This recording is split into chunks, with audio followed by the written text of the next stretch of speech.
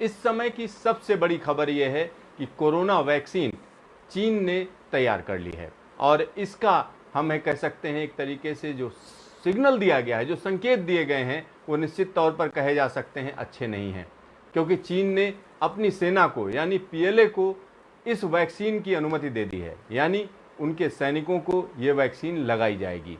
तो एक तरीके से हम कह सकते हैं ये बड़ी खबर है और इस बारे में मैं बार बार कह रहा था कि चीन के पास इसकी वैक्सीन है, इसका सल्यूशन है और कुछ जो आशंका है वो पूरी तरीके से सही साबित हो रही है। आइए हम आपको दिखाते हैं कि आखिरकार मक्कार चीन के इरादे क्या हैं।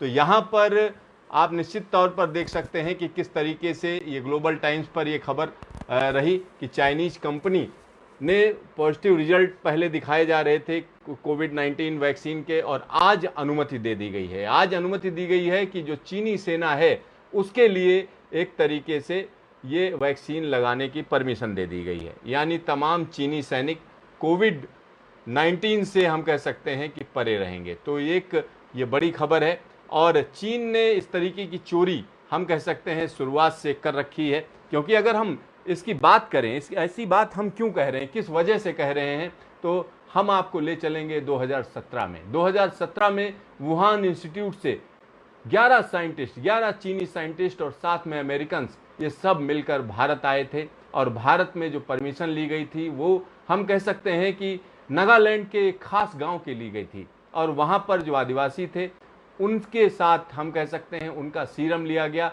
और उस सीरम के साथ जो हम कह सकते हैं एंटीबॉडीज हैं, तो वो उसका इस्तेमाल इस सब में किया गया होगा। ये मैं कह रहा हूं क्योंकि इस तरीके की रिसर्च पब्लिश हुई है और ये रिसर्च पुरानी है। लेकिन एक और चीज़ मैं आपको बताना चाहूँगा कि वुहान के साइंटिस्ट नागालैंड आए थे और यहाँ पर मिमी जो ट्राइबल्स हैं उनके साथ उन्होंने वहाँ से सैंपल्स लिए थे और वो सैंपल अपने देश ले गए थे। एक और चीज़ मैं बता दूं कि ये ट्राइबल्स क्यों महत्वपूर्ण है। ये ट्राइबल्स इसलिए महत्वपूर्ण है क्योंकि ये हर साल कहीं ना कहीं चमगादड़ों का एक फेस्टिवल होता है और उसमें चमगादड़ मारे जाते हैं। तो कहा यह जाता है जो लोग यूज्ड टू होते हैं चमगादड़ों के, उनके साथ अच्छी बात ये होती है एंटीबॉडीज डेवलप हो जाती हैं।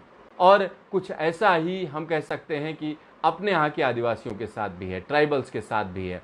तो उसका एक तरीके से फ़ायदा उठाया गया और कहीं ना कहीं चीन ने निश्चित तौर पर वुहान इंस्टीट्यूट के जो जगह जगह पर जो सैंपल्स इकट्ठा किए जा रहे थे, जो तमाम चीज़ें चल रही थी, जो रिसर्च चल रही थी, चमगादड़ में जो वायरस पाए जाते हैं उसी का हम कह सकते हैं एक तरीके से एक्सटेंशन है ये कोरोना वायरस। तो कहीं ना कहीं इसको लेकर लगातार आशंका जाहिर की जा रही थी और वो आशंका सही साबित हुई। चलिए अब हम आपको आगे ले चलते हैं। अगर हम भारत की बात करें तो भारत में क्या स्थिति है, तो आइए हम आपको आंकड़े दिखाते हैं कि क्या स्थिति है।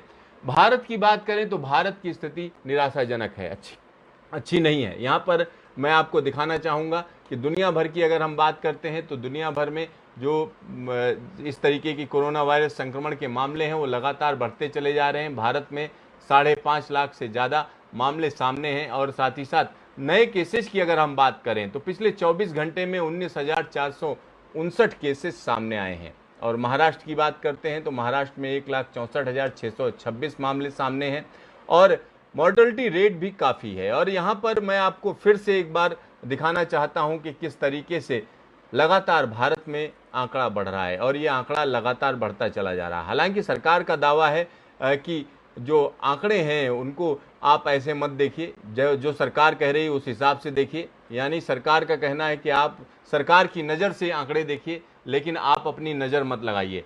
तो यहाँ पर मैं आपको बता दूँ अपना अपना समझना है, अपनी अपनी सोच है। लेकिन यहाँ पर आज की स्थिति ये है कि टोटल मामलों की अगर हम बात करें तो 5.5 लाख मामले सामने हैं और एक्सपोनेंशियल तरीके से बढ़ोतरी हुई है। पिछले 24 घंटे में 20,000 नए मामले सामने आए हैं और यहाँ पर अलग अलग जगहों की आंकड़ों की बात यहाँ पर हो रही है। तो लगातार हम कह सकते हैं गुजरात जो है मॉर्टलिटी रेट में सबसे ऊपर है, नंबर 2 पर महाराष्ट्र है, उसके बाद मध्य प्रदेश है और फिर वेस्ट बंगाल है। और फिर दिल्ली की बात करें तो दिल्ली में 83,000 से ज़्यादा मामले सामने हैं और यहाँ पर निश्चित तौर पर जो तैयारियां हैं वो पूरी तरीके से कही जा सकती है अधूरी हैं, क्योंकि दिल्ली की जब हम बात करते हैं तो दिल्ली में स्थिति अच्छी नहीं है क्योंकि 83,000 से ज़्यादा मामले लगातार सामने हैं। और उत्तर प्रदेश की बात करें तो पिछले कुछ दिनों में मामले तेज़ी से ऊपर बढ़े हैं, 22,147 मामले सामने हैं और 660 लोगों की मौत हो चुकी है। पंजाब की बात करें तो पंजाब में 5216 मामले सामने आए हैं और 133 लोगों की मौत हुई। राजस्थान में 17,271 मामले सामने हैं। तेलंगाना में हम कह सकते हैं 14,419, हरियाणा में 13,829 मामले सामने। इस तरीके से ये आंकड़े लगातार हम कह सकते हैं बदलते चले जा रहे हैं। तमिलनाडु की बात करते हैं तो 82,275 मामले सामने हैं।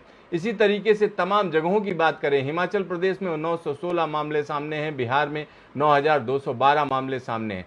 तो कहीं ना कहीं भारत के लिए ये संकट एक तरीके से गहरा रहा है। यहाँ पर एक और चीज़ मैं आपको बताना चाहूँगा कि अगर हम चीन की बात करते हैं तो चीन निश्चित तौर पर पूरी तरीके से मक्कारी दिखा रहा है और दुनिया को कहीं ना कहीं गुमराह कर रहा है। लेकिन जो स्थिति है उसमें यही कहा जा सकता है कि चीन का हाथ अभी ऊपर है, क्योंकि चीन की स्थिति थोड़ा सुदृढ़ है, ये कहा जा सकता है, क्योंकि उसके यहाँ मामले कम हैं, मामले हैं ही नहीं ये कहा जा सकता है, क्योंकि उसके पास दवा है और इसी वजह से वहां पर मामले तेजी से आगे नहीं बढ़ रहे हैं। लेकिन अमेरिका की बात करें तो अमेरिका लहूलुहान हो चुका है और जो बार बार हम कह सकते हैं चीन दावे करता है कि अमेरिका अब सुपर पावर नहीं रहा है, तो कहीं ना कहीं ऐसा नजर आ रहा है। 26,37,077 मामले यहाँ पर सामने हैं, यानी ये बीमारी से निपटने में पूरी तरीके से असमर्थ रहा है। और इस बीमारी के आने से पहले हम कहें तो चीन और अमेरिका के बीच में गलबहियां चल रही थी,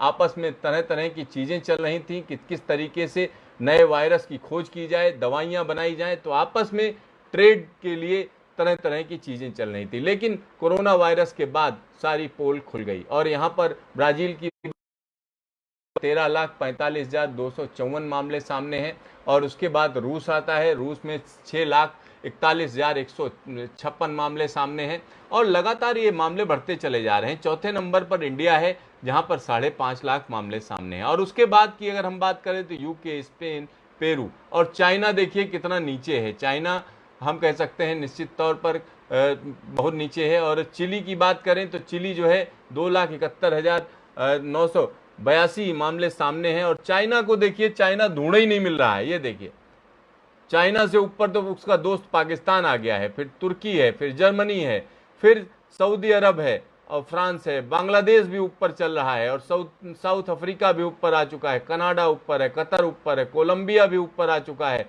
और 22वें नंबर पर चाइना है।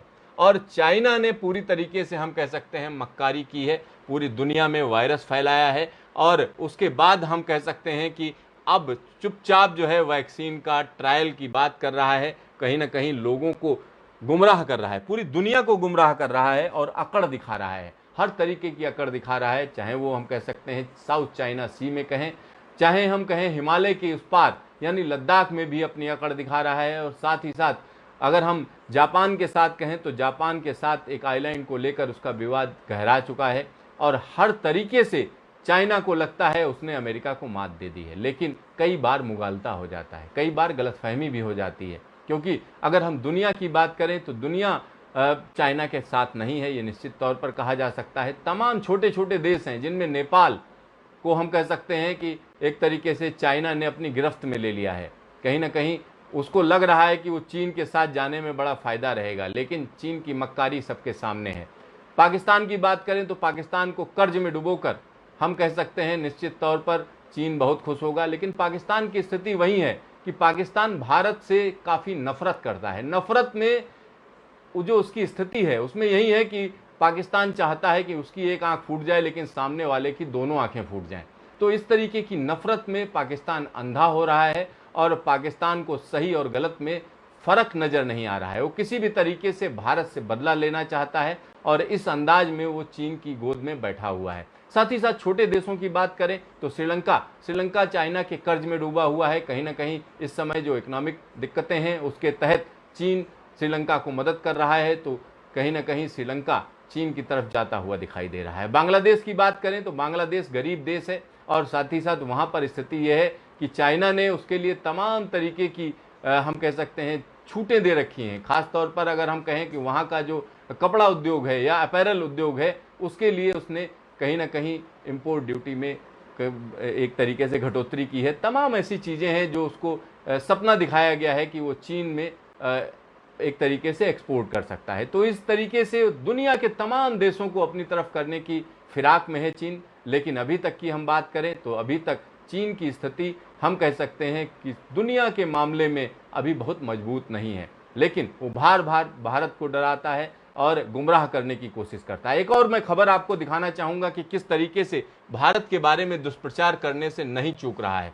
यहाँ पर बहुत छोटी सी खबर है भारत के लिहाज से, लेकिन यहाँ ग्लोबल टाइम्स ने अपने मुखपत्र में इसको जगह दी है। Locust plague shows India's can't beer trade war with China. कहीं ना कहीं एक तरीके से धमकी भी है, साथ ही साथ झूठ भी फैलाया गया है और यहाँ पर हवाला दिया गया है कि देखिए किस तरीके से दिल्ली एनसीआर में तमाम टिड्डों ने हमला कर दिया है और उसके बाद यहाँ पर अकाल फैल जाएगा। इस तरीके की झूठी खबरें चलाना कहीं ना कहीं हम कह सकते हैं ये एक टैक्टिक्स हो सकती है और उसके तहत इस तरीके की टैक्टिक्स की जा रही है और चाइना इसमें माहिर है, क्योंकि यहाँ पर कहीं भी उसने अपने सोर्स का हवाला नहीं दिया है। भारत के जो अखबार हैं उन्हीं का हवाला देते हुए इस तरीके की चीज़ें लिख रहा है। तो चीन जो है इस मामले में माहिर है कि किस तरीके से झूठ फैलाया जाए, किस तरीके से बगैर लड़े लोगों को डराया जाए और साथ ही साथ ये चीज़ माननी पड़ेगी, कहीं ना कहीं चीन दिखाना चाहता है कि भारतीयों या हिंदुस्तानियों तुम कितना भी अपनी छाती कूट लो चीन के खिलाफ, लेकिन उसकी चीज़ों को बहिष्कार नहीं कर पाओगे। ये मुगालता पाला हुआ है चीन ने। चीन को लगता है ऐसा मुगालता ये इस तरीके की बात करने से कहीं ना कहीं भारतीयों में डर है, क्योंकि उनको ये लगता है कि चाइनीज़ फ़ोन तो इस्तेमाल करेंगे ही, तमाम टेक्नोलॉजी इस्तेमाल करेंगे ही, लेकिन मैं आपको बता दूं हिंदुस्तान वो जगह है जब ठान लेता है तो बहुत सी असंभव चीज़ों को भी संभव कर दिखाता है। तो चीन को मुगालते में नहीं रहना चाहिए, क्योंकि आपस के संबंध मजबूत होने से ही कहीं ना कहीं अर्थव्यवस्था को फ़ायदा होता है। एक दूसरे को डराकर, लड़कर और नुकसान पहुंचाकर अगर आप सोच रहे हैं आपकी अर्थव्यवस्था मजबूत हो जाएगी, तो ये सिर्फ और सिर्फ भ्रम है और ये सच्चाई कतई नहीं हो सकती है।